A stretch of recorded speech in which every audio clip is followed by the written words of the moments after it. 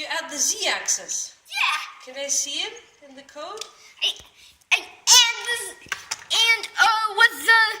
What's the Those are like moving hairs. what's the function?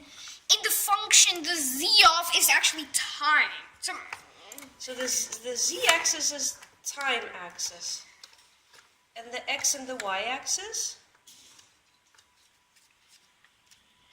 What's that?